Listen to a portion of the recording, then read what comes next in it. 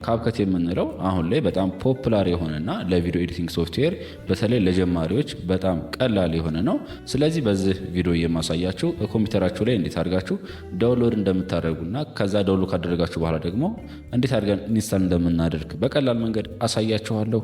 መጀመሪያ ኮምፒውተራችሁ ላይ ያለውን ብራውዘር ክፈቱት። እኔ ጎግል ክሮም አለ፣ እሱን ከፍታለሁኝ። ከዛም በኋላ ከላይ ሰርች ማድረጊያው ላይ ብላችሁ ጽፋላችሁ ዳውንሎድ ካፕከት ፎር ፒሲ ብላችሁ ጽፋላችሁ። ከዛ ኢንተር ትጫናላችሁ ማለት ነው። ከዛ መጀመሪያ ላይ የምትመጣላችሁን ሊንክ ክሊክ ታደርጓታላችሁ ማለት ነው።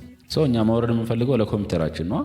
እዚህ ጋር ዳውንሎድ የምትለው ጋር ስትሄዱ ወደ ቀኝ በኩል ማለት ነው ሁለት ያመጣላችኋል። አንደኛው ዳውንሎድ ፎር ለዊንዶ ወይንም ለማክ ኦፕሬቲንግ ሲስተም የሚለን፣ ከዛ ቀጣይ ደግሞ ፎር ሞባይል ይለናል።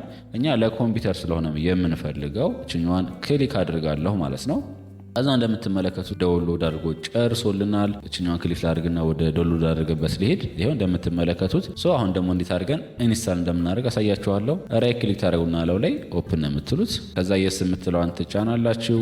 መጫን ያለባቸውን ሶፍትዌሮች ሁሉንም ያወርድልናል ማለት ነው። እስከሚጨርስ ድረስ እንጠብቀዋለን።